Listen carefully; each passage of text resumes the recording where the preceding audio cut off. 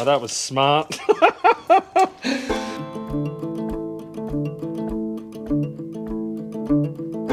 Welcome back, everybody. Henry's just getting into Grover now, and we're on the nice road that he's graded. He's done very well. It's very nice. It's got a good camber to it, and yeah, he's done well with the amount of gravel that was put in places. We got one spot up here that is it's where it was quite wet, and yeah, he's sinking in with the grader, so we're just avoiding that spot, and we'll fix that up later with our own gravel. So since I last spoke to you, in total we've had 11 mils of rain. So that mist that keeps coming through, it's doing wonders. She's coming in. It's getting nice and wet in here. So what happened yesterday, we couldn't do any grading because up here was just too greasy. You couldn't even get a ute up here, which is why we're doing the gravel. But yeah, so I went to town with the shepherd. I bought some steel. I picked up, Mum and Dad had a flagpole at their house in town, so that had to come out to the farm, and that's going to go on our new house. So I brought that out. I also picked up the stuff from Wicked Welding, the taps and all that. So I might show you that today, depends on how we get going. And I also got some signs as well for some farm gate signs for entries to all these paddocks. So we are going to, well, and Henry was busy on the telehandler yesterday, and he was doing all of the rocks out of the rest of the pile that I didn't get to. So today we're going to, there's a little pile up there Henry's going to get, and I'm going to walk back to the telehandler we just went past. Then we're going to come down here, and we're going to get this road just here, and hopefully we get that all sorted. So that's the plan for the day. So this stuff just here, it is just so greasy. When you get even just 2 mils of rain on it, just becomes an absolute grease trap. Utes going through it, you need 4-wheel drive. Wally, when we come to seeding, I think we'll be pulling it through if it gets wet. So yeah, it's why we wanted to gravel it. Things like that we notice the most is harvest. So harvest time, if we get a little bit of rain, you know, normally you'll get like 5 mils or 10 mils and it stops you. But you know, you can still outload grain. Well, when we've got the grain out here at the back here, we can't get Brian out here because Brian can't physically drive on that road. He just slips. And then obviously when he gets his weight on, he still can't get out. It's a nightmare. So that is the whole reason for graveling this. Now, I don't actually think, no, we don't have enough gravel to reach from there to the existing road. So we'll just go from our existing road here back to at least to where I am here, because that gets us past all these ruts that we're about to walk past. And yeah, then like I said in the previous video, we'll get Lindsay back and get him to push up a whole bunch of gravel for us, and then next summer we will continue with our gravel program again. So we'll just keep on building these roads, and yeah, slowly just get the farms gravel. Oh, Dexter. We'll get all these farm tracks up to yeah, amazing spec, and then because we've got Grove, we can keep them all nice and trimmed up, and you know, they're not getting washed out and rutted and all that. So yeah, very handy having a grader, let me tell you. So you might think it's a bit odd, you know, the road ending for about 70 to 80 metres and then starting back up again. But for those who remember back to the very first videos of us doing our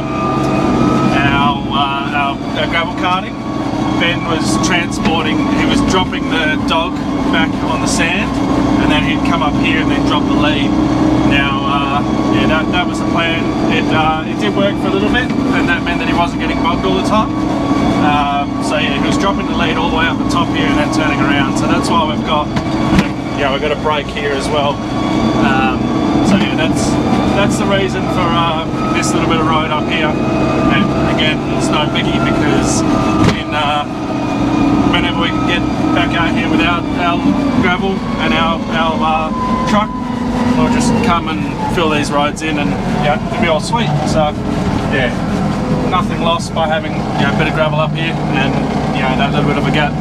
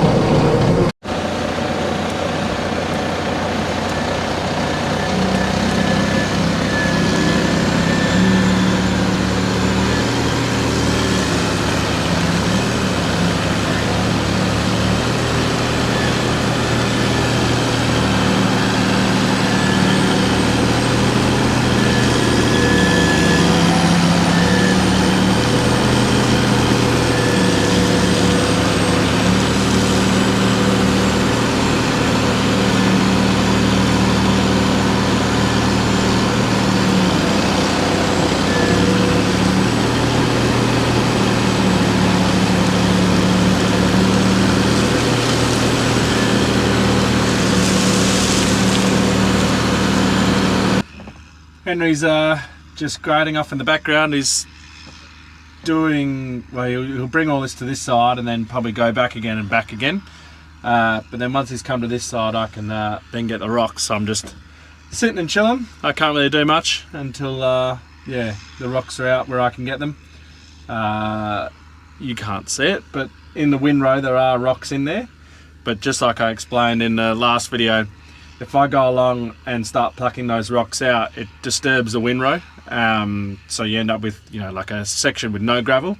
So when you're trying to pull that across, it just makes it a pain for, yeah, making the road essentially. So he's yeah, he doesn't need me to get them out. He can just keep on pushing them across and across and across, and then eventually I'll just pick them all up, put them in a pile, and then it'll be all hunky-dory, and we'll move down to the, yeah, where the silo pad is, and we'll do that road down there. Right, so we're on the next bit of road, and we're just going back and forth on this. I'm actually finished now. I'll leave the rest to Henry.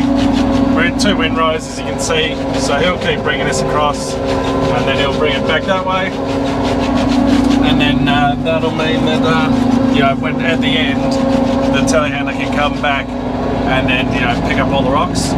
But at the moment it's I've got all the big ones out that I can, and yeah, the rest he'll be able to work with. So I've got the annoying ones out, and yeah, he'll be fine.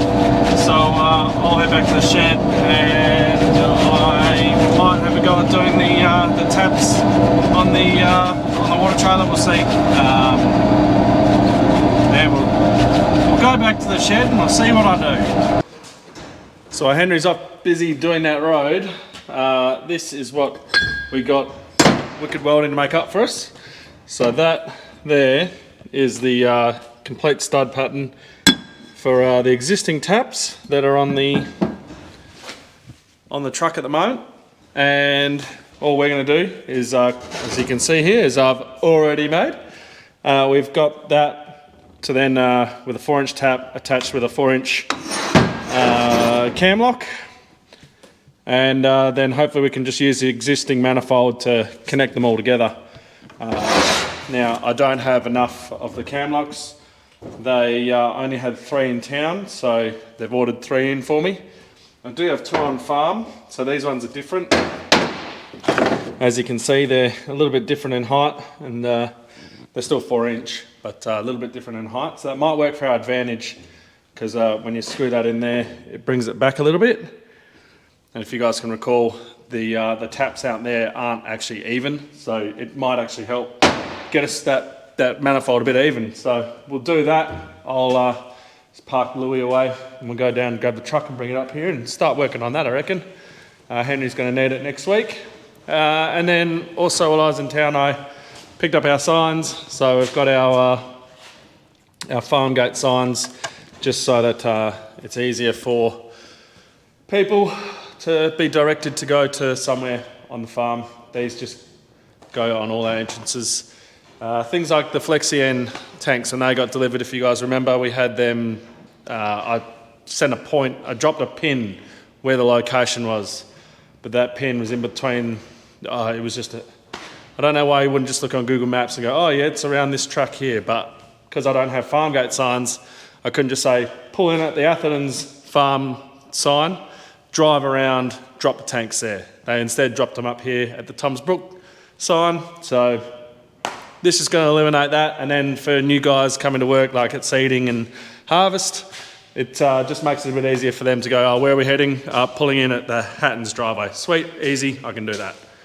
So I've got a whole bunch of steel for that. We've got to weld up some frames and then take them, dig holes, chuck them in, and then we'll attach those signs once they are in the ground, because otherwise they'll get scratched and stuff if we attach them here and transport them. So let's go get ourselves a truck and bring it up here. Right, so we've obviously got 6 sections, 6 tanks.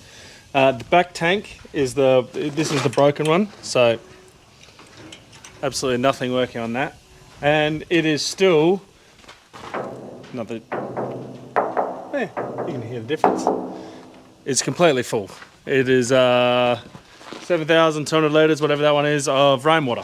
Back when we were moving water around for my house, yeah, that tank just stopped working, that tap.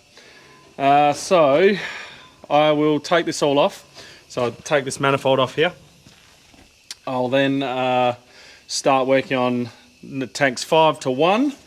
And then this one here, we're going to have to reverse up somewhere, and I'll show you. We can we can push it and jam something in there to drain the tank, but that's about all we can do.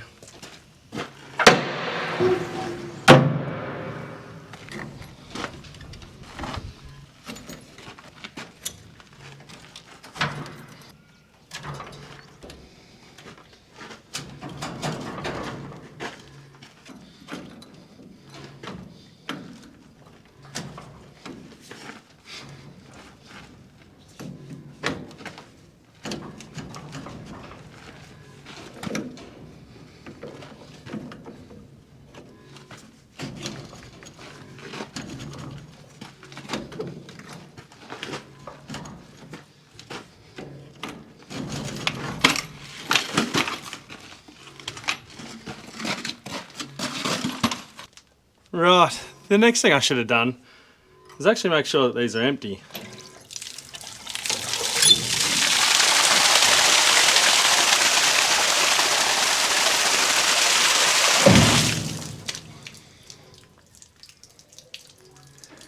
Probably should have made sure of that before I came up here. That one's empty. That one's empty.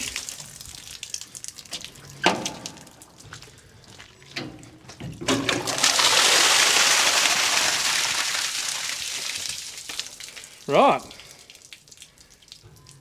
The last time I used this was filling my pool up.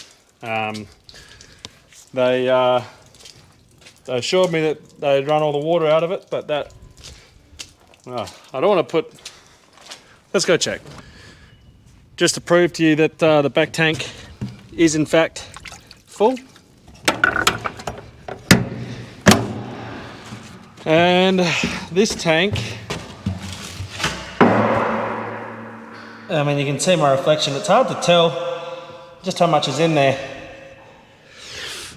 I'm going to say not a lot. The water's so clear that I can't actually get a gauge on the depth. But yeah, it can't be that much, can it? We'll see. We'll see.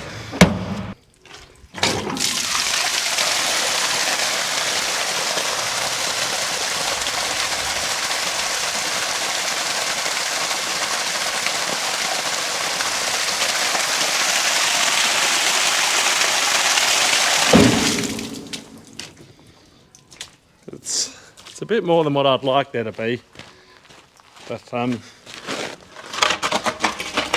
water on the ground's no issue. I don't want a big hole here. Oh, that was smart. Oh God.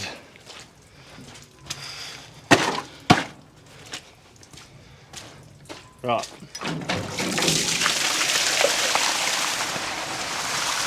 We'll let that empty.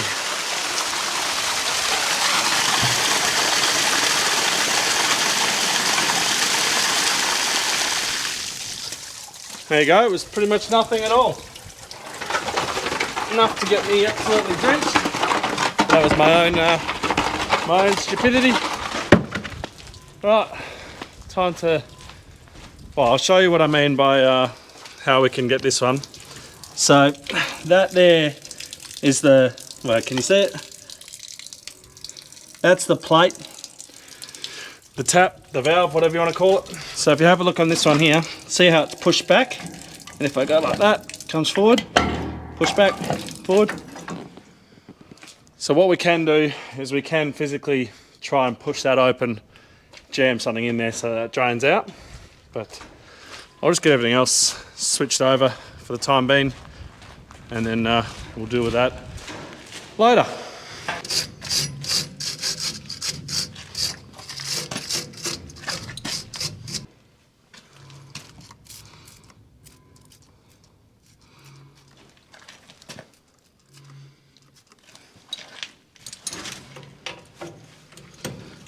Now, unfortunately, I can't fit the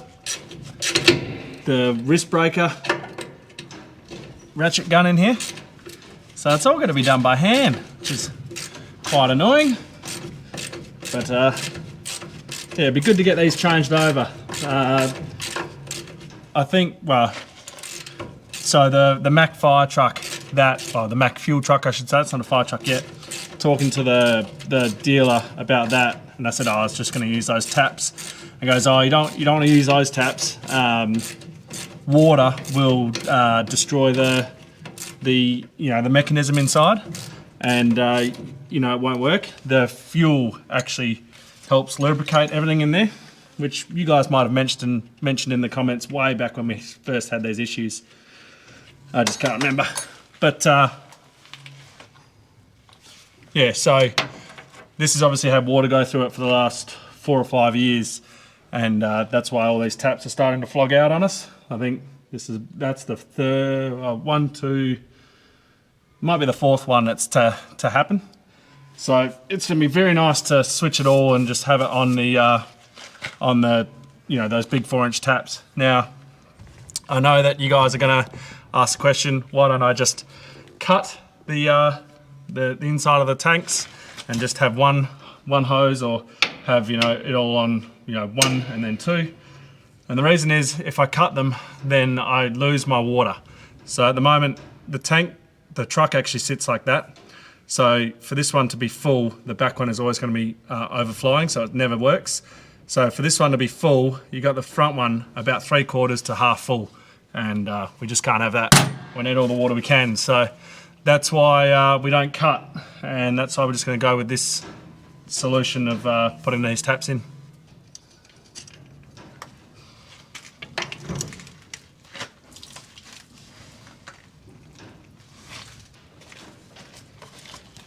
So, I did say it was going to be much longer, well more, it was going to be longer.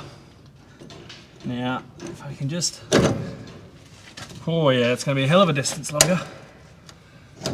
Let me just get a nut onto one of these.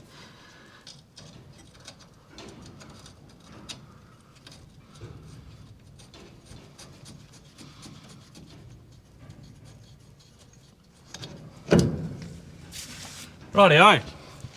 So instead of it being here, the manifold is now going to be way out here. Henry and I have already discussed this. What we will do.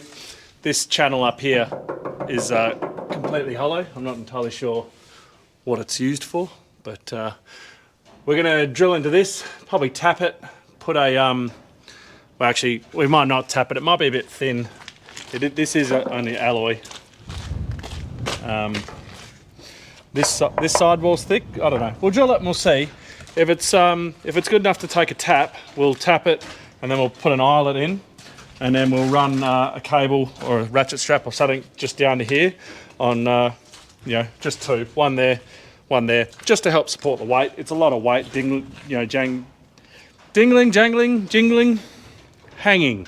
It's a lot of weight hanging off of there. So to have it secured better is obviously much nicer. But yeah, so that's what she'll be. I am obviously not going to do that up. We've got to clean all these bolts up. What we're going to do is grab some Sikaflex or silicone, and here's one I prepared earlier. We're going to just put a big thick gooping around the whole lot. Reason for that is when we replaced this tap actually last time, even though this is the seal, actually there might be a bit of a seal, there's a bit of a seal behind it, it did slowly drip every now and then, so we're just going to make sure that we've got it sealed. So that's essentially just seal it up as best as we can. But yeah, that's going to be very nice. But what I was going to say is I'm going to turn this tap so they're around the same way as this. Henry and I can't actually open this tap. We've tried holding onto it and opening it. We actually physically can't. So it's just so tight. It's brand new. So we're going to flip them around so that the taps are this way, so that to engage it or turn it off, you just push it down, which or pull it back up, which is, it's a lot easier for you. You're a lot stronger pushing and pulling than what you are trying to reef something sideways. So yeah, that's the plan. Right, she's all off except for tank number 6. That one, yes, we'll have to probably just reverse this down to somewhere where it can drain into a dam, so just so we're not wasting this water. Maybe even just throw a pump over the top and pump it. Maybe we'll do that. Throw something over the top and we can pump it into a... actually keep the water. There's 7,000 litres there. So yeah, this is obviously just re-explaining myself, but very much looking forward to chucking that up on there. It's going to be very handy for Henry. So yeah, anyway, I actually have to go now. So it's going to be the end of the video. I've got to, it's Friday for me. I've got to go and pick the girls up from school. So that's where I'm off to. So thank you everybody for watching. Don't forget to like, subscribe and share. Go and listen to that Glass Cage podcast. And as always, catch you in the next one.